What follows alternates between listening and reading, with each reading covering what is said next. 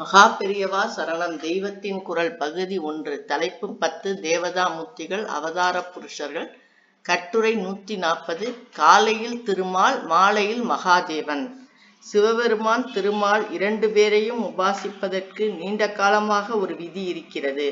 லோக விவகாரங்களை நாம் அழகாக தர்மமாக நடத்துவதற்கு ஜெகத் பரிபாலகரான மகாவிஷ்ணுவையும், இந்த வியாபாரங்களிலிருந்து மனசை திருப்பி ஆதார வஸ்துவில் ஒடுங்குவதற்கு சம்ஹாரமூர்த்தியான பரமேஸ்வரனையும் தியானிக்க சொல்லியிருக்கிறார்கள். இதற்கேற்ப வெளியிலே பார்த்தாலும் மகாவிஷ்ணுதானே திரிபுவன சக்கரவர்த்தியாக இருக்கிறார். பரமேஸ்வரனோ ஆண்டியாக பிச்சாண்டியாக அல்லவா இருக்கிறார். இருவரிடமும் இருக்கிற சொத்துக்களை கொஞ்சம் கணக்கெடுத்து பார்ப்போம். சிவனிடம் சாம்பல், எருக்கம்பு, தும்பைப்பூ, ஊமத்தை, மண்டையோடு, யானைத்தோல், பாம்பு இவைதான் இருக்கின்றன. இதற்கெல்லாம் யாரும் விலை கொடுக்க மாட்டார்கள். விலை போகாத வஸ்துக்கள் தான் சிவனிடம் உள்ளன. மகாவிஷ்ணுவிடமோ கிரீட குண்டலங்கள், முக்தாகாரங்கள், பீதாம்பரம், கௌஸ்துபமணி எல்லாம் இருக்கின்றன. இவற்றுக்கும் எவரும் விலை நிர்ணயிக்க முடியாது. சிவனிடம் உள்ளதற்கு விலை மதிப்பில்லை. விஷ்ணுவிடம் உள்ளதோ விலை மதிக்க முடியாதது. எல்லாவற்றுக்கும் மேலாக மகாவிஷ்ணுவிடம் ஐஸ்வர்ய தேவதையான மகாலட்சுமியே இருக்கிறார். பரமேஸ்வரனிடம் இருக்கும் அம்பாளுக்கோ அபர்ணா என்று ஒரு பெயர். ஓர் இலை கூட இல்லாதவள் என்று அர்த்தம். இலையை கூட உண்ணாமல் பரம தியாகியாக தபஸ் செய்தவள் அபர்ணா. இதிலிருந்து லோகமெல்லாம் தர்மத்தோடு சந்தோஷமாக இருப்பதற்கு மகாவிஷ்ணுவையும், வைராக்கியம் வருவதற்கு பரமேஸ்வரனையும் ஆராதிப்பதில் பொருத்தம் இருப்பது தெரியும்.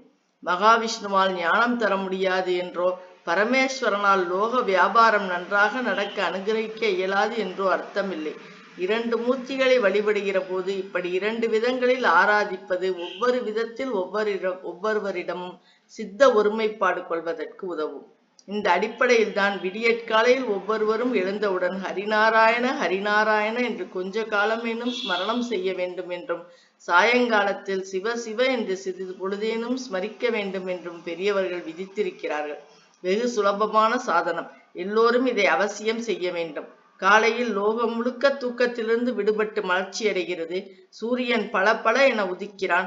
உலக காரியங்கள் எல்லாம் தொடங்குகின்றன. எனவே குளிர்ந்த வைகரை போதில் நீருண்ட மேகம் போல் குளிர்ந்த ஜெகத் பரிபாலகரான விஷ்ணுவின் நாமங்களை உச்சரிக்க வேண்டும். மாலையில் அவரவரும் வேலை முடிந்து வீடு திரும்புகிறார்கள். மாடுகள் கொட்டிலுக்கு திரும்புகின்றன. பட்சிகள் கூட கூட்டுக்கு திரும்பி விடுகின்றன.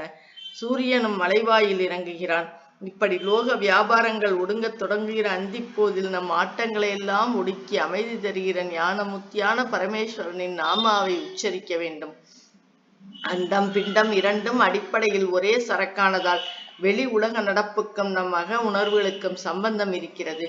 உலகில் அருணோதயத்துக்கு முன்பு பட்சி ஜாலங்கள் விழித்து கொண்டு கூவத் தொடங்குகிற வேளையில் லோகமெல்லாம் நன்றாக இருக்க வேண்டும் என்ற எண்ணத்தை மனசில் நன்றாக பதிய வைத்து கொண்டு சாட்சாத் ஸ்ரீமத் நாராயணனை தியானிப்பது எளிதில் கைவரும்.